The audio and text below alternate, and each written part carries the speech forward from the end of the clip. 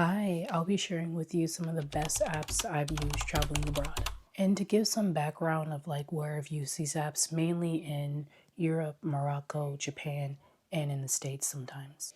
These are the table of contents for this video, and with the apps that I'll be mentioning, there's going to be some repeats as well. Okay, number one, transportation. Now, there's also a subsection to this section as well. That includes flights, bus and train, and also the public bus and train, taxi and Uber, and then simply walking on foot. And when I say public train, that could also mean the metro or what they say in London, the tube. So for flights, what I do is I go to the Google app, I search Google Flights, I put in where I'm flying from and to, and then I look at the cheapest option, the cheapest airlines. And if the airlines has an app, I download that app. So that's just how I do it. And why I do this is because it's honestly easier to book through the app and then to keep up with everything. And then sometimes what they allow you to do for the tickets that you've booked, you can add them to your Apple Wallet if you have an iPhone. And then also updates as well concerning your flight. Because when I was in Morocco twice, when my flight was delayed or whatnot, they sent me a notification through the app. For buses and train tickets, I used two apps on my trip. So in Europe, I used the app Omio. I hope I'm saying that right. And then for Japan, I used Klook. And then although I did say that these are for buses and trains, I've only used them for trains, both in Europe and in Japan. So for the Omio app, I've only used it in Italy 3 times. I did it to go from Milan, Italy to Como, Italy, which was round trip 11 euros. And then from Milan to Rome, Italy, that one was a little bit more expensive. That was about $80, but about 70 something euros. And then I used to go from the Rome train station to the Rome airport, which I love Euro for, not Euro, I love Europe for that. Now for Klook, I've only used this to book 3 train tickets as well in Japan. So I first used it to book my train from the Narita airport to central Tokyo with this specific train line, which I found really convenient because it's not like a set time. All you need to do is just buy your tickets, and then when you get to the train station, either in Tokyo or at the airport, they have the kiosk in a sense, and you scan your ticket, and then you pick the times that are available right then and there. So you don't have to like book it way in advance. And then another round trip ticket I booked on Klook was, I forgot the area, but I'll put it here, was from Shinjuku Station in Tokyo to like the Mount Fuji area. That one you do have to pre-plan your times for. The third one I didn't do this round trip. I did it a little differently. I took the bus to Kyoto from Tokyo, but going back, I booked the bullet train ticket from Kyoto back to Tokyo through the Klook app. So you can book all your things through the Klook app. But my bus ticket, though, I would add here, I did it through the website, the Willer website, and not through this app. Now for public buses and trains, the metro, the tube, the various names for it. For international travel, your best bet will always be Google Maps. That's what I've used on my very first solo trip. And I honestly did learn this from my dad when I visited him in Japan. All he used was Google Apps to get around on the metro and the public buses. But some other alternatives that kind of give you real life accurate times are Transit and City Mapper. I know a lot of people have said some really good things about City Mapper. I've never used it, but like I said, I've heard some pretty good things about it. What I have used is Transit, but Transit isn't always available in every country that you're going to.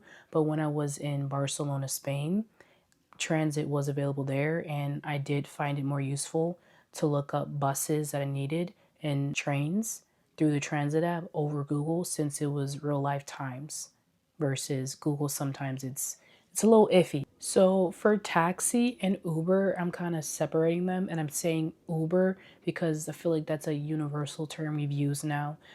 So for taxis internationally, I always book them through booking.com This is because I don't want to scour the internet for different taxi services depending on where I go to. And usually Booking.com always books you with a professional and reputable taxi company. So what I realized on my first trip to Europe is that they do not use Uber. Their Uber app is called Free Now. On my recent trip though to Barcelona, Spain, if I find it, I'll put it here somewhere. I did use a different app other than Free Now because it was cheaper. So I gave this example to say there's a plethora of different apps to use out there and that every country is different. So I do know that there's some countries that do use Uber and there's some that don't. So it just depends on where you're going. Like for instance, when booking taxis, I couldn't really find any taxi apps for Morocco, so I booked all my taxis through Booking.com. And then when I went to Corfu, Greece, the same thing. I booked my taxis through Booking.com. And that's how I kind of found out to use Booking.com for taxis, was on my first trip, my first solo trip when I went to Greece. Now the best app for walking on foot, Google Maps. That's it. The second to that would be Apple Maps, but what I've realized is Apple Maps kind of sucks. Sometimes Google Maps sucks too, but you'll kind of get a hang of it. Sometimes I just go like literally in circles in a city or a street or whatever, because it just doesn't calibrate correctly. But Google Maps will be your best bet. All right, number 2, accommodations. The best apps to use for booking your accommodations internationally. Here we go. There's 4 of them. My favorite app to use is Booking.com.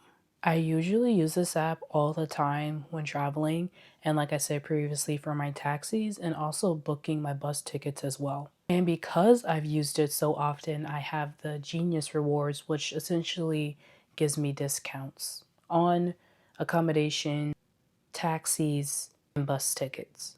Through Booking.com, I've honestly found some of my favorite accommodations, one of those being in Corfu, Greece, and then another one being in Asakusa, Japan, that I will be definitely going back to if I ever get the chance.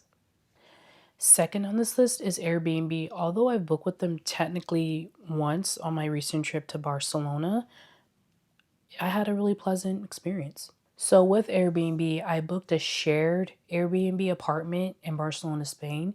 And if you're a budget solo traveler, you know a lot about hostels. And instead of staying at a hostel, I opted to stay in a shared Airbnb instead. And I honestly was pleasantly surprised because you get a room to yourself. You had a kitchen. The washer and dryer was an extra fee. The bathrooms and everything were always cleaned, and it was the same price as staying in a hostel. The next one being Google Maps. And I say both because when I tend to look up a hotel in a specific area that I'm going to visit, it tends to send me to Google Maps. And I really do like this because it gives you a visual of where the hotel will actually be. And then that's just kind of how I choose where I want to go. Because sometimes when I can't find what I want through a lot of these booking websites or apps, I just go to Google instead. Like I said, I go to Google and Google Maps, I find where I would like to stay at, and then I book it directly through that hotel's website. Last on this list is Hostel World, and I've only used this once, but I had a really great experience using this app, and I would use it again. So on the last 3 recommendations that I've given, you can book hostels through all of these, but Hostel World just kind of simplifies it and put everything in one place. So the 2 things I do love about Hostel World is that it's really simple because all the hostels that you could ever really think of are on this app, and then it also connects you with other people who are staying at the same hostel as you as well. So what it does is you're put into this group chat a few days before you arrive, and it's like a group chat of other people who are already there and people who are going to be there just like you as well. So it's kind of a way for you to connect with other solo travelers and backpackers. I saw a lot of people, hey, do you guys want to rent a car together or do this excursion and activity together? And then also people just handing out their social media and whatnot, just connecting. The backpacking world is like one little but really big community. So that aspect of it was really cool. Number 3, communication. Google Translate is really comes in hand on all my international trips that I've ever been on. I have never been on a trip internationally where I was like, don't need it. Actually, just kidding. London. I didn't need it in London because I speak English. So, but other than that, I've always used Google Translate on my trips. And here's why. I'll start off with my two favorite features is the fact that you can download the languages that you would need so you could use them offline. So thus being your native language and then the language that you would need for the country that you're visiting. The second one being the camera option. I absolutely love this because you obviously can't read the other language. So when you're looking at a menu or depending if you're looking at a map at the store or the ingredients list on a package of food or drink, you could just hover your camera over it and it will translate it for you. The other two great features about this app is the speaking aspect. You could speak into it and it'll translate for you right then and there for the other person to hear as well. So it's kind of like a communication thing between two people. They speak, it translates, and then you press the microphone button and then you're able to understand what they were saying. Like a great example is when I was in my taxi in Morocco, although I honestly can read French a bit better than hearing and speaking, all I had to do was just type what it was I was trying to say, and then it translated that for me in French, and then I was able to communicate with him that way. So, Google Translate is amazing. The second best app to use for communicating overseas is WhatsApp. And if you know, you know. And I say that because a lot of us in the US, we don't use WhatsApp unless you do have other family members in a different country. Dare I say, other than social media, WhatsApp has to be one of the most popularly used apps in the world. But why you would want WhatsApp is because you don't want to be charged international cellular fees. In order for you to use WhatsApp with somebody else, both parties need to have WhatsApp in order to communicate on WhatsApp. I really could go into the nitty gritty details about the app, but it's essentially so you guys can text and communicate overseas and not get charged those international cellular fees. So you could call, video chat, and text. And then you could also communicate with people with different country codes as well. Which leads me to my next point onto why WhatsApp is great for using internationally. So not only is it a great way to communicate with your loved ones, but also to communicate with people in the country that you're visiting. For instance, I never knew I would really need WhatsApp overseas other than talking to my family until I went to Morocco. When I booked a lot of my excursions, my accommodations, and my taxis, the best way for them to communicate with me and vice versa was through WhatsApp. Because, like a day before, days before, or hours before my pickup for whether it be taxi, the excursion I was going on, or my hotel accommodation, they would always communicate with me via WhatsApp. Like I'll put some example text here. You know, they would always like confirm your booking, or they would text me of where to meet up at. Because when you're in Morocco, there's not like always like, okay, meet me at this McDonald's or Walmart. You know what I mean? The roads are kind of crazy and windy and all over the place.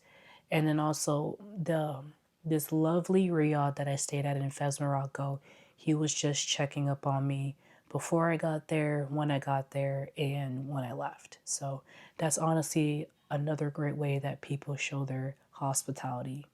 Number 4 on this list, the best app for excursions. Get Your Guide and Klook. I've used Get Your Guide, and Klook I haven't used for excursions, but only booking my train tickets. But I know a lot of people have used Klook to book a lot of their excursions. So Klook is a really great app to use as well. Here are the things that I've used to book with Get Your Guide, and I've honestly had a great experience on all 3 things that I've booked in Morocco with Get Your Guide. They make it pretty easy and simple and stress-free to use. For instance, one of my favorite features is to pay later, and you have enough time to cancel your booking if you no longer want to go. Number 5, this is kind of like a bonus section because I have an iPhone and I don't know if these features would be on an Android. So, currency conversion, all you needed to do is go to your calculator app, press on the calculator icon that's on the bottom left corner, and then you click that convert button. You can click on either the top or bottom to choose which currencies that you want to convert. And this makes it a lot easier to convert because when I was in Japan, every single time I would put in the yen and then I would multiply that by 0.006 to give me a good estimate of what that would be in USD. Another great app I love to use internationally is the Wallet app on the iPhone. I've used this mainly to store a lot of my plane tickets, train tickets, my symphony tickets when I went to the symphony back in Barcelona, Spain. You can put your debit and credit cards on there. And then one of my favorite features so far was the fact that you could use the Japanese Suica card as well.